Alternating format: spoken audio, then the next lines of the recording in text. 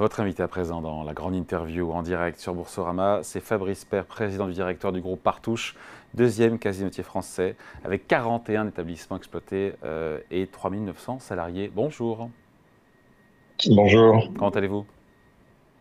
et très bien. Et Bon, vous? bien, je voulais vous faire réagir à vos résultats trimestriels publiés il y a cela quelques jours. Chiffre d'affaires du groupe qui progresse de 4% au troisième trimestre, 4,1%. Je me suis dit que ça ralentissait un petit peu par rapport au plus 15 sur les 6 mois précédents. C'est normal, c'est lié à la cyclicité, je ne sais Alors, pas, à la saisonnalité plutôt de l'activité ou non, parce que l'activité est plus forte est l'été. saisonnière, bien évidemment, quand vous prenez un casino individuellement, notamment ceux qui peuvent se trouver sur les littoraux. Sur la globalité du groupe, et vous l'avez rappelé, avec 41 établissements, on est en assez homogène, puisque l'été, une ville comme Lyon se vide et d'autres sur les littoraux se remplissent. Non, le phénomène que vous avez remarqué est lié en fait à autre chose. C'est qu'il faut s'en souvenir, les casinos qui ont été une des activités les plus contraintes par rapport aux règles post-sortie du Covid, ont subi le pass sanitaire jusqu'au mois de mars 2022. Ce qui fait qu'en fait, la comparabilité sur notre premier semestre qui va de novembre, qui allait de novembre 22 à avril 23, était en comparaison d'une période où nous avions le pass sanitaire, ce qui avait contraint fortement nos activités. Ce qui fait on avait une très belle progression sur les 6 premiers mois, et maintenant le troisième trimestre, qui correspond au mois de mai, juin, juillet, est avec un comparable où il n'y avait plus la contrainte du pass sanitaire.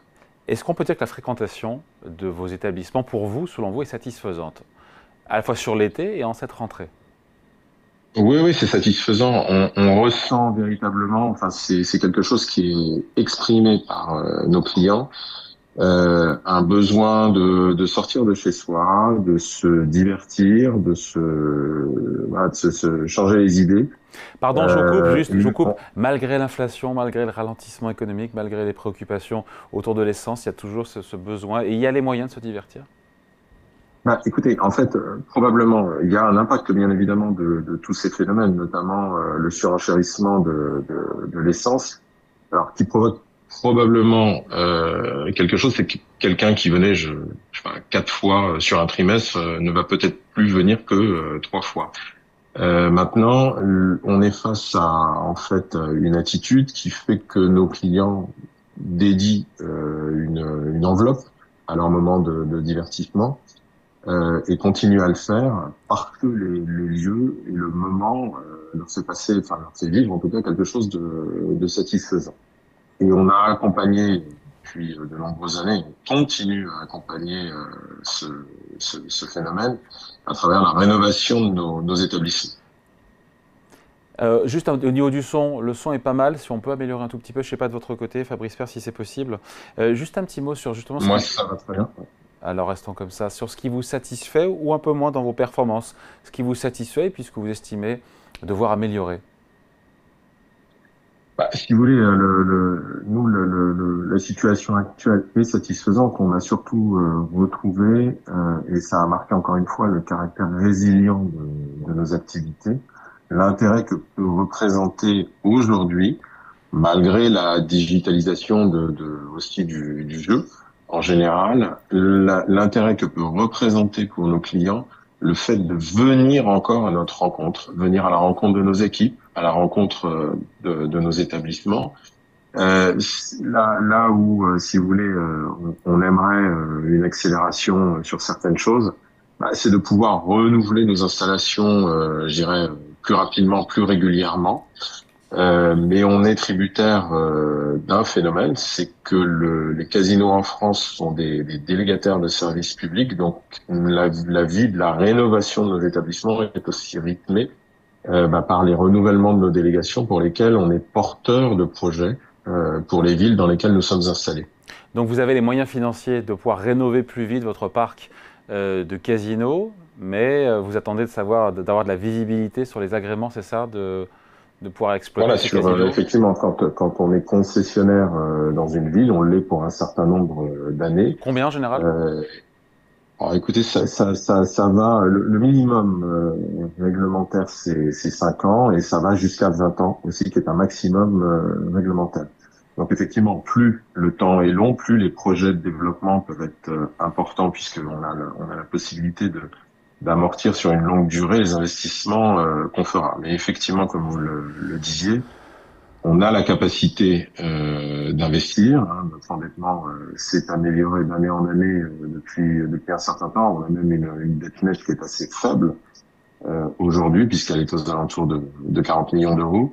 Et on a un tissu de banques qui suivent le groupe, qui sont nos partenaires, qui nous suivent partout où nous sommes. Je repense aux collectivités. C'est de la recette fiscale aussi pour les collectivités, parce qu'on a beaucoup parlé de la suppression de la taxe d'habitation, l'augmentation de la taxe foncière de par les collectivités. C'est un budget important pour les collectivités, là où vous êtes, les recettes fiscales liées, encore une fois, au casino, à Oui, l'exploitation de casino.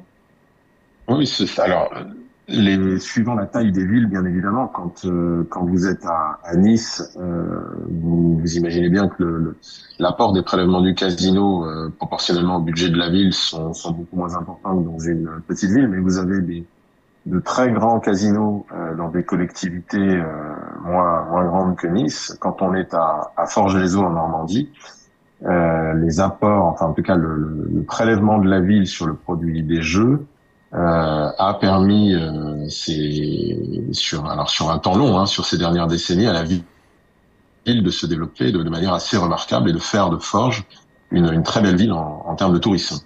Sur les moteurs de performance entre les différentes activités, Fabrice Père, entre la machine à sous, les jeux traditionnels, les jeux en ligne, comment chaque moteur tourne plus ou moins vite, hein? Bah, si vous voulez, la satisfaction, c'est que toutes ces activités, alors je vais laisser le jeu en ligne de côté, puisque vous savez, les jeux de casino en ligne sont interdits en France, en dehors du poker, mais sur lequel nous n'opérons plus en France. Les vecteurs de jeux dans les casinos, que sont les machines à sous, que sont les jeux traditionnels et les jeux traditionnels sous une forme électronique, progressent de manière tous satisfaisante. Et ce qui est aussi satisfaisant parce que nos métiers sont nés avec la tradition de ces jeux de table, c'est que même dans nos établissements, leur digitalisation, c'est-à-dire leur forme électronique, n'a pour autant pas dégradé ce que sont les jeux de table et l'activité des jeux de table. Donc c'est un panel assez complet et qui continue à se développer dans tous les établissements. Fabrice Père, on l'a compris, la crise sanitaire est effacée pour vous. On parlait des gens qui, effectivement, avec, avec le prix de l'essence plus élevé, pouvaient venir moins souvent. Est-ce que les habitudes de consommation ont changé? Est-ce que les sommes, est-ce que les gens dépensent moins en venant plus souvent, moins souvent? Qu'est-ce qui a changé dans les habitudes de consommation de vos clients? Bah, si vous voulez, c'est ce que je vous disais, nos clients, quand ils viennent, sont des gens raisonnables et donc on fait attention à ce qu'ils restent raisonnables et ils allouent une enveloppe pour leur activité de jeu. Qui est de C'est vrai combien que d'ailleurs? la Qui grande est de combien en moyenne? différence, la moyenne est à peu près à 80 euros sur l'ensemble du parc. La grande différence, je dirais, même dans une approche psychologique du moment où on pénètre dans un lieu, c'est que contrairement au moment où vous pouvez rentrer dans un magasin, supermarché où les prix sont affichés, dans un casino, il n'y a pas de prix affiché. En fait, vous venez passer du temps. Et les machines à sous n'ont pas un prix affiché, vous y dépensez ce que vous voulez. Euh, Tout ceci étant lié bien évidemment au fait que quand on est arrivé, encore une fois, on a alloué une enveloppe et que les gens restant raisonnables dépensent cette enveloppe. Mais en tout cas, il n'y a pas cet effet, je pense, qui marque d'autres activités, qui est le phénomène du prix affiché et qui peut à un moment donné, même face au produit, restreindre l'acte de consommation. Donc ils ont une enveloppe, mais ils pourraient venir moins souvent. Est-ce que, je ne sais pas, le nombre de la fréquentation par personne par mois a baissé ou pas d'ailleurs? Non, alors, la fréquentation est à peu près stable, alors on pourrait s'attendre à ce qu'elle évolue. Enfin, en tout cas, c'est un objectif en termes de développement. Et après, si vous voulez, ces enveloppes, elles sont souvent vues. Enfin, c'est une enveloppe mensuelle qu'on dédie. Donc, quand je vous disais Quelqu'un qui va peut-être s'éviter de faire 20 kilomètres avec sa voiture va venir 3 fois au lieu de 4, mais l'enveloppe globalement dépensée sur le mois restera la même. Je me dis souvent, mais je me trompe peut-être, que quand vient jouer au casino, on vient pour gagner de l'argent. Vous allez me répondre qu'on vient pour passer un bon moment, c'est ça? Mais le moment est encore meilleur si on a gagné, Ah si oui, on a gagné, hein. tout à fait. Mais avant tout, on vient passer un moment, rencontrer les gens, venir au contact d'autres joueurs, des équipes qui vous accueillent. Et après, vous avez aussi des moments où vous avez des gros gains. On est le seul opérateur en France à disposer de ce qu'on appelle un mégapod, c'est-à-dire des machines qui sont connectées sur l'ensemble de nos sites et qui peuvent offrir des lots du type de ceux qu'offre la Française des Jeux, hein. Encore récemment, il y a plus de 2 millions d'euros qui ont été gagnés sur une machine. Donc c'est ce genre de rêve est encore permis. Vous reversez les machines à sous, j'ai le chiffre de 80%, peut-être que je me trompe, hein. Elles reversent bien 80% des mises des joueurs? Ah, c'est bien au-delà. La moyenne est à peu près à 93-94% de redistribution. Et ce qui fait, encore une fois, c'est ce qui fait que vous venez passer un moment du temps. C'est-à-dire que vous allez jouer et vous allez voir une redistribution très importante, en fait, qui vous permet de jouer longtemps et de passer un bon moment. Alors, le groupe Partouche fête ses 50 ans cette année, Fabrice Père. J'imagine qu'il y a de l'ambition toujours, vous avez toujours faim, et vous souhaitez ouvrir de nouveaux casinos dans les prochaines années. Il y a des zones, il y a des villes en France ou ailleurs d'ailleurs, où vous souhaitez aller, parce que évidemment on pense aux stations balnéaires, on pense à la montagne, mais il n'y a pas que ça. Bah, écoutez, en fait, sur cet aspect-là, le souhait, l'envie est une chose. Le sujet, en fait, c'est qu'en France, nous ne pouvons que répondre aux attentes d'une ville. C'est-à-dire que tant qu'une ville, et encore faut-il qu'elle soit éligible à accueillir un casino, on n'a pas fait des démarches, on ne peut pas ouvrir comme ça où on le voudrait. Mais En l'occurrence, vous voyez ça. vous pouvez susciter le désir auprès des édiles. Bon, vous savez, les maires, je pense, on l'a vu assez large et voient ce qui se passe ailleurs. Ceux qui le souhaitent, et Dieu sait si les casinos existent depuis longtemps, ils n'ont pas besoin de nous pour pousser ce genre de choses. Maintenant, il y a des sujets, hein. La ville de Thonon-les-Bains, par exemple, a lancé récemment un appel d'offres. Nous avons le plaisir de faire partie des compétiteurs finales. Nous n'aurons la réponse que début d'année 2024, mais c'est une très belle compétition, notamment à Thonon-les-Bains, pour ouvrir un casino qui sera un très beau casino. À l'étranger, vous êtes sorti, je crois, d'un casino en Suisse, c'est arrivé en Tunisie. Comment ça se passe aussi les projets à l'international? Bah, si vous voulez, alors c'est sur la Suisse par exemple, enfin le renouvellement des casinos qui existaient, enfin qui finissent une concession là d'une vingtaine d'années, sont tous en renouvellement actuellement. L'ensemble des casinos suisses. Donc nous sommes compétiteurs sur notre casino sur le canton de Genève et comme tout le monde d'ailleurs, comme tous les autres casinos suisses, les réponses tomberont au mois de novembre. Probablement, nous l'espérons pour être renouvelé et ce sera pour une période de 20 ans. Fabrice Père, on est sur Boursorama, j'ai regardé un petit peu les chiffres. Il y a votre poids boursier qui décote, c'est un truc de fou, de 50% par rapport à la valeur de votre patrimoine immobilier. Je ne sais pas si ça vous empêche de dormir, mais comment est-ce qu'on réduit encore une fois? Comment est-ce qu'on peut la réduire ou est-ce que c'est mission impossible? Ah, écoutez, la problématique, je crois que c'est celle de nombreuses sociétés cotées. Alors nous, on a une problématique supplémentaire, c'est qu'on a une liquidité qui est assez faible, enfin un flottant assez faible. Et puis, en tout cas, moi, c'est l'écho qu'on me fait. Enfin, il y a aussi année après année, est-ce qu'il n'y a pas un intérêt qui se porte sur d'autres modalités de placement que des actions en bourse? Quand on est tributaire un peu de ces deux phénomènes. Et on a beau effectivement narrer notre parcours, montrer que l'activité est soutenue, vous vous rendez compte effectivement, on a ce type d'incohérence pour autant. Pourquoi ne pas élargir le flottant, si c'est une des solutions, un des leviers? Bah écoutez, oui, on pourrait, maintenant, nous sommes bien suivis par nos partenaires financiers. J'imagine que le souhait de mon actionnaire majoritaire n'est pas celui-ci. Et puis après, le flottant est ce qu'il est. Vous Il y n'êtes a pas des mouvements résigné, qui... Fabrice Père, vous n'êtes pas résigné à réduire cette décote? Non, je suis pas résigné.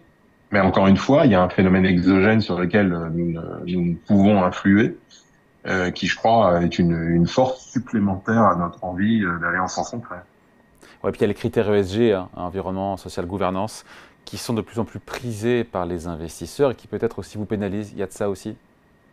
Bah écoutez, alors, il y a un phénomène qui est de l'ordre avec notre activité, hein, qui est de l'ordre du fantasme. C'est-à-dire que le jeu, on peut considérer parfois que c'est moins bien que d'autres activités. Maintenant, sur le phénomène ESG, je crois qu'on est très volontaire. Il n'y a qu'à voir la place que prend la narration de de l'extra-financier dans nos rapports. On est en tout cas très moteur, on est en action permanente là-dessus, on essaye de le faire savoir et on le fait savoir et de toute façon c'est un phénomène indispensable puisque aujourd'hui un certain nombre de mes financements prennent en compte effectivement ce genre de choses. La refonte, la restructuration totale du casino de guerre c'est fait avec un prêt à impact auprès d'une banque française. On est très content de pouvoir avoir ce type de challenge permanent et on se met ce type de challenge permanent et on essaye de le faire savoir que nous avançons sur un chemin vertueux. Bon, et puis depuis un an, il faut le dire, le titre a pris 16% sur un an. Il y aurait un déclic peut-être sur le titre?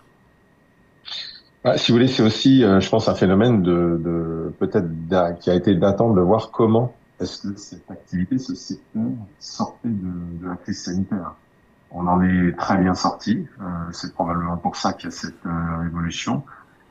Et Dieu sait qu'il y avait des attentes. Enfin, il y a eu un certain nombre de secteurs qui sont sortis plus lentement d'une crise jamais vécue et dont on ne savait pas comment est-ce que le lendemain allait se passer. Bon, et puis après, il y a ces 50 euros qui ont été atteints en 2016. On a 21 euros sur le titre. On reverra ces points hauts. Vous vous y attelez au quotidien pour retrouver les points hauts sur le titre il y a maintenant 7 ans? Écoutez, on les vaut bien. Donc, ils reviendront. Bon, on sera là pour en parler ensemble. Merci en tout cas pour cet entretien. Fabrice Père, président du directoire du groupe Partouche, invité de la grande interview en direct sur Boursorama. Merci à vous. À bientôt. Merci.